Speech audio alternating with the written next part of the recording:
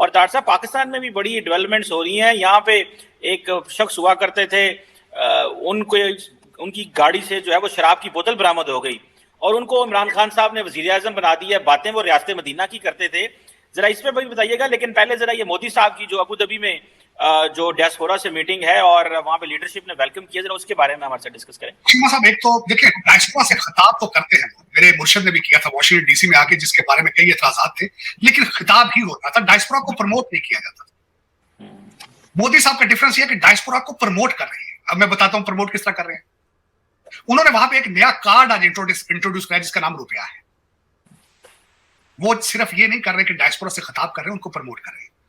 आज international media ने, Bloomberg ने उनको आज यहाँ पे उसने मेंशन किया, वॉइस ऑफ अमेरिका ने मेंशन किया, टाइम्स ने, रॉयटर्स ने उसके बारे में लिखा, ब्लूमबर्ग ने बल्कि लिखा कि Modi's global muscle, Modi's flexing is global muscle.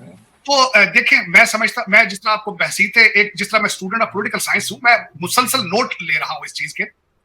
मैंने शायद आपको अर्ज की थी कि दुनिया के अंदर सोशल मीडिया एक बहुत बड़ा इंकलाब लेकर आया था, और सबसे बड़ा इंकलाब ये था कि एक जो मसला, एक छोटा सा प्रॉब्लम इंडिया के किसी गांव में होता है, शाम तक क्या 2 घंटे तक वो पूरी दुनिया में फैलता है, फिर फौरन दुनिया उसकी रेमेडी चाहती है, जिसकी वजह से हुकूमतें, लीडरशिपें, सिस्टम्स ऑफ गवर्नमेंट फेल हो, क्योंकि लोग उसी वक्त उसका हाल चाहते हैं।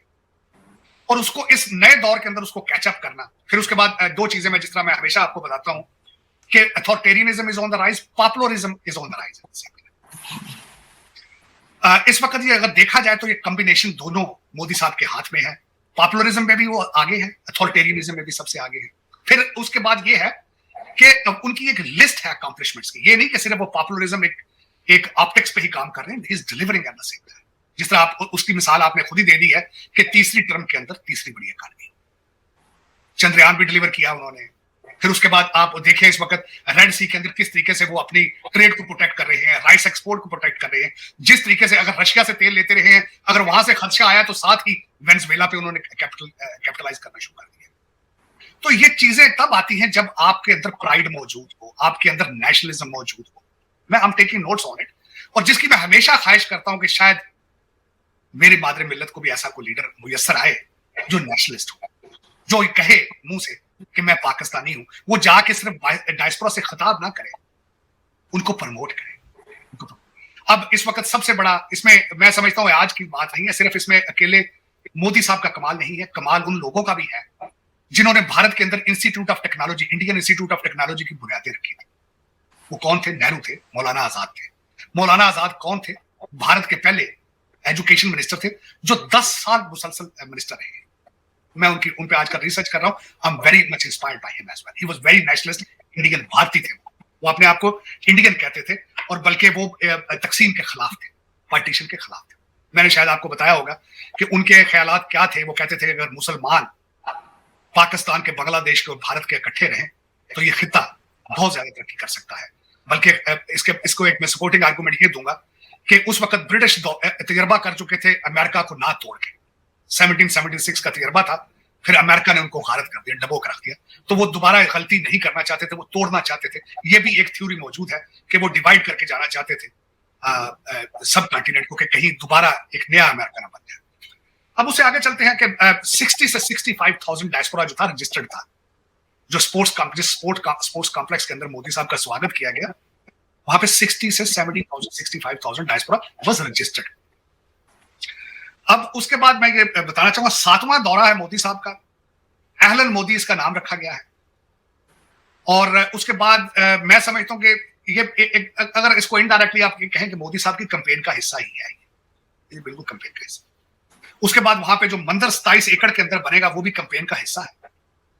और ये फर्स्ट टाइम हुआ है, और मैं मोदी साहब की स्पीच सुनी है जो उन्होंने वहां के जो सदर हैं या किंग हैं उनके साथ और उनकी कैबिनेट के साथ बैठ के उन्होंने हिंदी में स्पीच दी है कि किस तरीके से उन्होंने सिर्फ एक दफा किंग से पूछा था कि यहाँ पे जगह दी जाए, और फौरन उनको जगह देके अकोमोडेट किया गया मंदिर के लिए। गमगीन इस बात पे हूं कि जिस बंदे को इतना बड़ा मैंडेट दिया गया है वो सियासतदान नहीं है, वो पावर पॉलिटिक्स का हिस्सा है। और पाकिस्तान, देखिए इसमें पाकिस्तान का क्या फायदा है? अब आगे मैं बता देता हूँ। खान साहब की तैयारी है केपीके से जुलूस निकाल के इस्लामाबाद पे अटैक करने की, पहली बातें हो रही है इस वक्त। IMF इस महीने के एंड पर आपके खत्म हो जाने सारे पैसे, आगे पीछे हो, पहले पूरे पहुंचे ही नहीं होंगे। क्या दिखाएंगे आप IMF? आपके आस पड़ोस जो कुछ हो रहा है, पहले पठान भाई आपके मजाक उड़ाते हैं अफगानी, आपके जो सूरत हाल है। और दूसरा केपीके के अंदर मुझे ये बताया, अली मीन गंडापुर साहब ने मरियम नवाज के लिए कौन से अल्फाज इस्तेमाल किए थे कश्मीर के अंदर? उनके बारे में सबसे बड़ा इतराज, इनकी अपनी पार्टी से आवाजें उठ रही उनके खिलाफ, लेकिन खान साहब क्यों बज़िद हैं उसके लिए? तसादम चाहते हैं खान साहब। क्या पाकिस्तान तसादम मुकम्मल हो सकता है इस टाइम के ऊपर, जब आप बैंकरप्ट हैं? बैंकरप्ट खैर फाइनेंशियली नहीं, आप मॉरली भी बैंकरप्ट हैं, मॉरल्स भी आपके खत्म हो चुके हैं, मॉरल्स भी खत्म। और फिर उसके बाद, उससे पहले क्या प्रोग्राम बन रहा था वो भी देखें। पावर शेयरिंग हो रही थी, कहते 3 साल तुसी लोट लो तो 2 साल असली लोट लांगे, बारियां नहीं बनाई होंगी। जिस तरह वलीमा कई दफा होता है, मेहमान ज्यादा वलीमे पे हो, कहते बारियां बना, कहते 100 बंदा पहले रोटी खा ले, 100 बंदा बाद रोटी खा ले। लेकिन किसने बताया जी आपको 3 साल के बाद हुकूमत ये रहेगी? 3 महीने का नहीं पता यहाँ पे क्या होना, 3 घंटे का नहीं पता होता इस कंट्री के अंदर। लेकिन देखे ना किस तरह लूटने का प्रोग्राम बनाया जा रहा है पाकिस्तान को, पहले 3 साल में 2.5 साल तो 2.5 साल मेरे, 2.5 साल तो 2.5 साल खुदा था ना। चीमा साहब, मैं यहाँ खून के आंसू रोया हूं जब मैंने आपकी नून लीग की रिजर्व सीटों की जो खवातीन की लिस्ट देखी, मैं रोया हूं यहाँ पे खून के आंसू। मरियम औरंगजेब की वालदा का भी नाम उसमें शामिल है, मां पहले भी था। याद सादिक साहब के सारे के सारे जो 10 बंदे हैं उनकी बीवियां बच्चे। चीमा साहब, ये सियासत है, ये कॉमन मैन कोई नहीं, कॉमन मैन तो समझे नहीं जाता ना किसी को। आप मेरे नाल हैं, मैं आपके नाल हूं, I love you, you love me. जो है हाथ बन रहा है, ये डेमोक्रेसी है। नहीं, इनका कसूर नहीं चीमा साहब, मैं इनका कसूर नहीं मानता। पहला कसूर था जो मेरे मुर्शद को लेकर आए थे, मैं उनको कसूरवार कहूं। आज कसूरवार कौन है? जो इनको लेकर लंदन से आए, इनका नहीं कसूर। तो स्टेबिलिटी कैसे आएगी फिर अगर इनको भी, उनको जो लंदन से लेकर आ रहे थे आके, या इनको कहते कुछ आराम कर लो, 1 साल और निकालो, हम पाकिस्तान को खड़ा कर लें, फिर लूट लेना इसको। इकोनॉमिक इमरजेंसी चाहिए आपको, इंपोर्ट पे पाबंदी चाहिए, 50 इस वक्त 10,000 लोगों के नाम ECL में चाहिए। जो लितर पहले फेर के आपने जो कुछ पहले किया, करप्शन के खिलाफ करें। इनके बच्चे जिनके बाहर बैठे हैं, पाबंदी लगा दें कि जो जिसके बच्चे बाहर हैं, डुअल सिटीजन है, वो की पोजीशनों पे नहीं बैठ सकते। ये कौन करेगा? ये पाकिस्तान को पाकिस्तान को बचाना, लंदन से जाके तो नहीं किसी ने बचाना। जिसके बच्चे लंदन में, जिसके बच्चे कनाडा में, वो बचाएगा पाकिस्तान? चीमा साहब, मैं जब हमारे हाफिज मुनीर साहब सऊदी अरेबिया पहले दौरे पे गए थे, मैंने आपके सेगमेंट में कहा था काश ये मोहम्मद बिन सलमान से पूछ लें कि लोगों को होटल में ले जाके पैसे किस तरह लिए जाते हैं। काश पूछ लेते उससे, काश पूछ लेते। और मैं फिर आज एक अर्ज करना चाहूंगा, जिस बंदे से मैं बहुत ज्यादा इंप्रेस हूं, आपके पाइड के हेड है डॉक्टर नदीमुल हक। उन्होंने अगले दिन अपने ब्लॉग में सबसे पहला लफ्ज क्या इस्तेमाल किया? उन्होंने कहा पाकिस्तान के अंदर पैसों की कमी नहीं है, पाकिस्तान में पैसे बहुत पैसे। Is a very competent person. मैं आपको हमेशा ये कहता हूं, पैसा बहुत है आपके पास, आपने बेसमेंटों में डॉलर और पाउंडों के छुपा के बोरियां रखी हैं, बहुत है पैसा। चीमा साहब, आप अमेरिका ने कंटेनरों में पैसे भेजे थे पाकिस्तान जब अफगानिस्तान में रशिया है, अब भी आ रहे हैं आपके पास, आपकी बेसमेंटों में जा रहे हैं, पैसा आपके पास बहुत है। दुबई के अंदर आपको पता है कि आप इस वक्त भी दूसरे नंबर पर प्रॉपर्टियां आप खरीद रहे हैं। $14 बिलियन की प्रॉपर्टियां आपने खरीदी हैं सिर्फ 2023 में। पैसा आपके पास बहुत अच्छे है साहब। आपके पास है नहीं अगर, तो हया कोई नहीं। आपके पास अगर नहीं है तो ईमान कोई नहीं। आपके पास अगर नहीं है तो खौफ खुदा नहीं बस। और वो कहीं से वो खरीदा नहीं जा सकता कहीं से, वो खुदा की देन होती है। खौफ खुदा ही देता है, वरना ये है किताबों से पढ़ के नहीं आता। ये मैं को ये जो खास करके कनेडियन PR के जो जितने करना चाहते हैं, लुटेरे भागना चाहते हैं, कनाडा में कब्रस्तान जो बंदे मार रहे थे। मैं आज इनको एक ही कहूंगा, मैं किसी ने कहा था इमाम खुमैनी ने उड़ा के रख दिया ईरान को, उन्होंने कहा था जवाब में, हमें उसने इज्जत की मौत मरना सिखा दी। आज खलोता है ना ईरान, खलोता है ना। सैंक्शन देख ले उनका, उसका असर रसूल देख ले। 1000 बुरी बातें मैं मानता हूँ, शख्स तो है ना, इज्जत से मार रहे हैं जहां भी मार रहे हैं। मारते कुत्ते की मौत भी दुनिया रही, ऐसी कड़ी गल। कल किसी ने स्पीच दी है इंडिया से, उन्होंने कहा एवं तो नहीं ना होती जड़े लै दे एवं तो नहीं। अब पठाना ने खोतिया तो बह के अमरीका नहीं सट लिया सरकार ने, तो 100 मील पर आ जाए, चलो काबल खोतिया तो लगे फिर। लेकिन चीमा साहब देखें, मैं उसके भी हक में नहीं हूं, म्याना रवि होनी चाहिए, मिडिल ग्राउंड पे होना चाहिए। लेकिन ये देखें, अब जिहादत के खिलाफ जिहाद करें ना, अगर जिहाद का शौक है जिहादत के खिलाफ करेगा, गुर्बत के खिलाफ करेगा। लेकिन वहां नहीं जाना, क्योंकि उसमें पैसा कोई नहीं, उसमें पैसा नहीं। तार साहब, ये बात तो सही है, पैसा नहीं है इन चीजों में। लेकिन तार साहब, ये जो पाकिस्तान की एक तरफ हम देखते हैं कि भारतीय लीडरशिप इतनी कमिटेड है, हमने तो सोच रहे थे नई हुकूमत आएगी वो भारत से बात करेगी। तार साहब, वो बिलावल जो है वो तो फॉरेन मिनिस्टर नहीं आ रहा, इट मीन्स कि ये नवाज शरीफ लोगों को तो फॉरेन अफेयर्स में इतने एक्सपर्ट ही नहीं है, ना ही इनके फॉरेन मिनिस्टर, कौन सी इनकी फॉरेन मिनिस्टर की चॉइसेस है, ख्वाजा आसिफ होगा, कौन होगा, मतलब कोई ऐसा कोई एम्पावर्ड नहीं है कि ये अपनी कर सकें। तार साहब ये जो सिचुएशन अभी बिल्ड होगी कि जैसे बिलावल जो है वो कह रहे हैं कि हम, लगता तो ये है कि वो 2 साल के बाद उनकी हुकूमत आएगी, वो 3 साल इनको देना चाह रहे हैं, 2 साल फिर लेंगे। तार साहब ये बताइए कि ये निजाम चल पाएगा? कई लोगों का कहना है कि ये नहीं चलना, कोई लोग कह रहे हैं कि पीटीए एहतजाज करेगी, कई लोग कह रहे हैं वो सड़कों पे आएंगे, कई लोग वो कह रहे हैं मुआशी जो है वो स्टेबिलिटी नहीं आ सकती, इकोनॉमिक स्टेबिलिटी नहीं आ सकती, और बिलावल बाहर रह के तमाशा भी देखेगा और हुकूमतें भी इंजॉय करेंगे। ये निजाम चल पाएगा तार साहब? और फिर पर्टिकुलरली इंडिया के साथ बात करनी है, चाइना से पैसे लेके आने हैं, मिडिल ईस्ट से लेके आने हैं। आपको पता है वो नून लीग वाले कह रहे हैं कि इतना फ्रेजाइल सिस्टम है कि हम नवाज शरीफ को वजीर आजम ही नहीं बना सकते, ये कोलिशन को डील करने के लिए शहबाज शरीफ ही ठीक है। इट मींस कि ये तो फिर गंद मच गया तार साहब। सख्त चीमा साहब, लेकिन उसमें मैं बात, बिलावल भुट्टो साहब के पास कौन सी एक्सपर्टीज है फॉरेन मिनिस्टर बनने की? उनकी भी हालात देखे कि भारत गए, उनके ग्राउंड पे खड़े होकर कह दिया कि बुचरा गुजरात, उससे क्या निकला था? फिर उससे पाकिस्तान को कोई फायदा हुआ उसको? उनके पास कौन सी मेच्योरिटी? वो तो बच्चा है बेचारा, उसका लास्ट नेम भट्टो ना हो तो उसको पहचाने कोई ना, वो है कौन है? और तीसरी बात ये है चीमा साहब, जिन लोगों की आप बात कर रहे हैं, इनके पास कौन सी, नवाज शरीफ के पास कौन सी पीएचडी इकोनॉमिक्स की? इनके सेक्रेटरियों ने चलानी होती, बातें करनी होती, बल्कि इनका पोर्टफोलियो ही नहीं है भारत के साथ रिलेशनशिप ठीक करने का। वो तो आपका गैरिजन स्टेट है, गैरिजन स्टेट के हिसाब से आपने डिसाइड करना है कि उस पर आपने डिसीजन किस तरह लेना। अगर आप चाहें तो बात तो आज भी हो सकती है भारत के साथ, अगर करनी हो तो भारत के साथ तो आप भी सेक्रेटरी बेस पे आज भी डायलॉग शुरू कर सकते हैं। ख्वाजा आसिफ ने क्या करना है या किसी ने क्या करना है? इनकी मेच्योरिटी के तो लतीफे मशहूर हैं दुनिया के पास।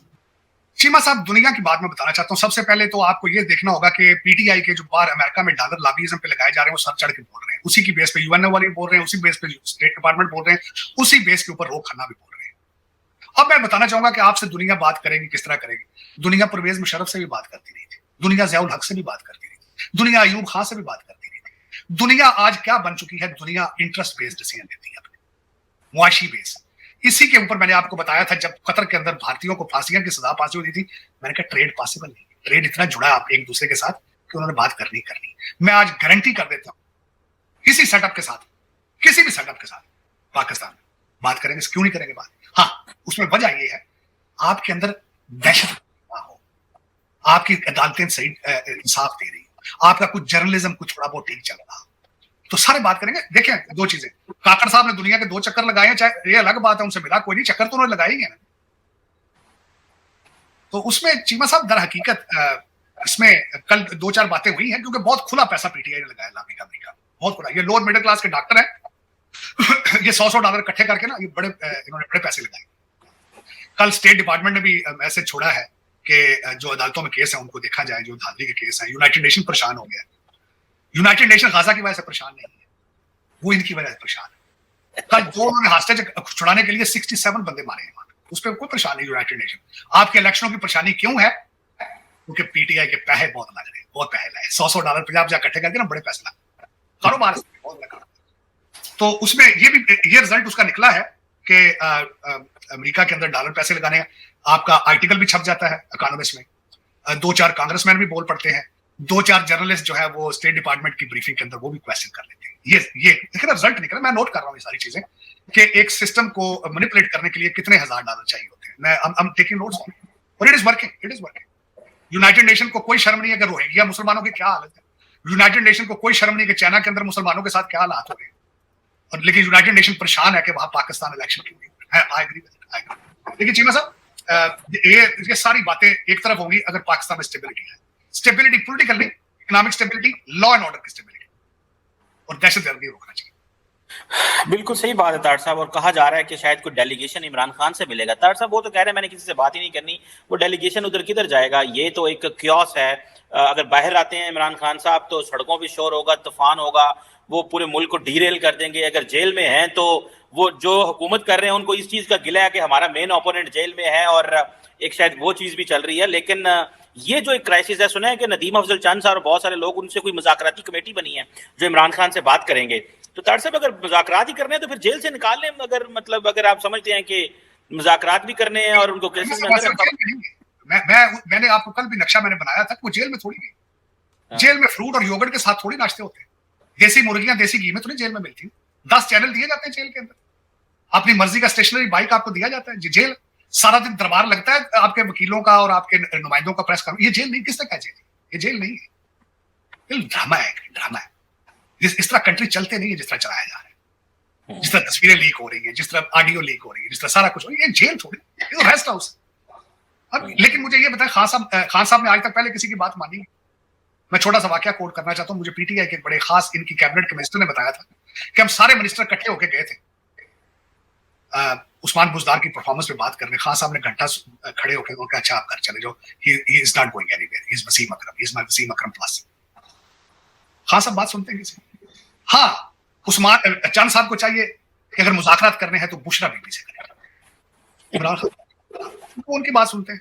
उनसे कहें कि किसी जिन को कहें जाके खान साहब ने पैरी पहने, शायद बच जाए पाकिस्तान। दोस्तों, जैसा कि आपने क्लिप में देखा कि प्रधानमंत्री नरेंद्र मोदी जब से मतलब कि सत्ता में आया, यानी कि प्रधानमंत्री बने हैं, तब से ही भारत का मतलब भारत की जो तस्वीर है ना, मतलब दुनिया के सामने भाई साहब वो बहुत ज़्यादा बदल चुकी है भाई साहब। मतलब कि 2014 में मतलब कि प्रधानमंत्री नरेंद्र मोदी को प्रधानमंत्री बनने से पहले ना बहुत ज़्यादा मतलब कि बुरा भला बोला जा रहा था कि भाई इनके बस की नहीं है भाई साहब ये कूटनीति चलाना, ठीक है। ये कैसे चला पाएंगे, चाय वाला कैसे करेगा। मतलब ये था, यहाँ तक कहा जा रहा था कि पार्लियामेंट में एक जगह हम खोल देंगे जहाँ पे ये चाय बेच सकें, ठीक है। बस वो इतना बुरा भला बोला गया था। और भाई साहब सोनिया गांधी ने ये भी बोला था कि मौत का सौदा करिए, वो मतलब कि बहुत ज़्यादा। और अभी तक मतलब कि भाई साहब क्या बोलते हैं, राहुल गांधी अभी भी मतलब कि बहुत ज़्यादा आरोप लगाते हैं, ठीक है। कहते हैं चौकीदार चोर है, राफेल चोरी, ये चोरी वो चोरी, ये भाई बहुत कुछ बोला जाता है प्रधानमंत्री नरेंद्र मोदी को। लेकिन वो चुपचाप सुनते हैं क्योंकि वो काम करने पे विश्वास करते हैं। भाई साहब जिन प्रधानमंत्री को बोला जा रहा था कि भाई साहब कैसे कूटनीति चलाएंगे, तो उन्होंने कूटने की नीति बना दी भाई साहब। इसको बाएं हाथ का खेल बना दिया, ठीक है। जिस तरीके से उन्होंने मतलब डेवलपमेंट करी है ना भारत की, वजह से वो काबिल तारीफ़ है। मतलब कि भारत की मतलब कि वर्ल्ड इमेज इतनी तगड़ी बना दी है ना पीएम मोदी ने। मतलब कि भाई साहब पीएम मोदी खुद एक ब्रांड एम्बेसडर बन चुके हैं, किसके? भारत के एम्बेसडर बन चुके हैं भाई साहब वो, ठीक है। मतलब कि भाई अगर वो सोशल मीडिया पे कोई रील भी डाल देते हैं ना, तो भाई साहब वो करोड़ों में जाती है भाई साहब, करोड़ों पार जाती है भाई साहब, 30-30 करोड़। मतलब कि अभी जेंसी का प्रोटेस्ट हुआ था, तो उसके बाद भाई प्रधानमंत्री नरेंद्र मोदी ने एक रील डाली, फ्रेंड्स कहते हुए, फ्रेंड्स बोलते हुए उन्होंने एक रील डाली भाई साहब। और भाई साहब 400 मिलियन पार गई वो वीडियो। और भाई साहब वो रातों रात मतलब कि आंदोलन ख़त्म कर दिया गया, ठीक है। और क्या बोलते हैं, धर्मेंद्र प्रधान का इस्तीफा भी दे दिया। हाँ भाई, नरेंद्र मोदी की सरकार झुकी है, बच्चों के सामने झुकी है ना भाई साहब। अगर ये अपोजिशन पार्टी के सामने मतलब कि अपोजिशन पार्टी वाले अगर कुछ कर सकते हैं तो भाई साहब मतलब कर सकते हैं, तो भाई साहब झुका के दिखाओ प्राइम मिनिस्टर नरेंद्र मोदी को। लेकिन वो झुका नहीं सकते भाई साहब। वो बच्चों के कंधे पे रख कर बंदूक चला रहे थे भाई साहब, ठीक है। मतलब कि भाई साहब वो कुछ कर नहीं सकते थे भाई साहब, जेंजी के कंधों पे बंदूक चला रहे थे, कंधों पे रख कर बंदूक चला रहे थे कि भाई साहब हम नरेंद्र मोदी गवर्नमेंट मतलब कि हटा देंगे, ये कर देंगे। वैसे उनके बस की कुछ भी नहीं था, ठीक है। प्रधानमंत्री नरेंद्र मोदी के नेतृत्व में भारत ने बुनियादी ढांचे, डिजिटल तकनीक, कल्याणकारी योजनाओं और विदेश नीति के क्षेत्रों में बड़े बदलाव देखे हैं। डिजिटल इंडिया और यूपीआई ने वित्तीय लेन देन को आसान कर दिया है, जबकि राजमार्गों, रेलवे और हवाई अड्डों के विस्तार से भारत की गतिशीलता बढ़ी है।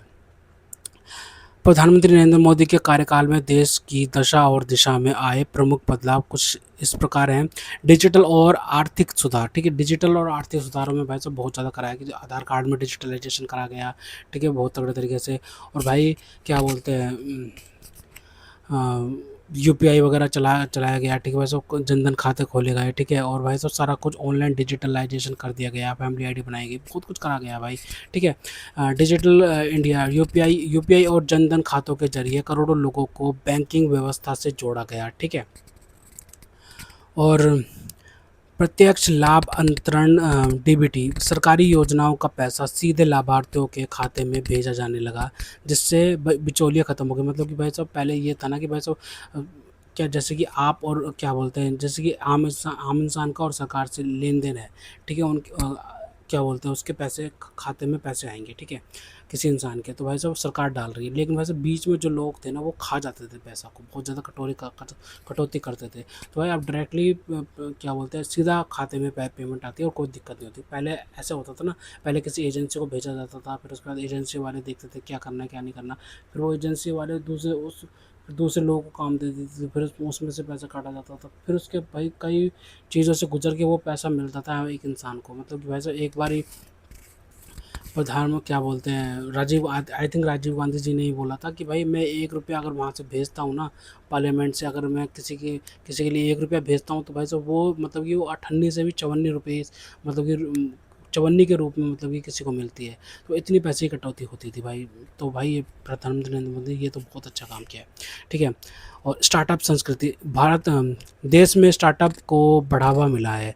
जैसे युवाएँ उद्यमी बने हैं, ठीक है, उद्यमी बने हैं, ठीक है, प्रोनाउंस नहीं कर पा रहा, उद्यमी उद्यमी कहते हैं इसे, उद्यमी, उद्यमी, आप करेक्ट कर दीजिएगा, मैंने अगर गलत बोला तो। उद्यमी उद्यमी बने हैं, मतलब कि देश में स्टार्टअप को बढ़ावा मिला है। जैसे युवा उद्यमी बने, उद्यमी है, उद्यमी बने हैं। उद्यमी का मतलब होता होगा शुद्ध हिंदी में कुछ, ठीक है।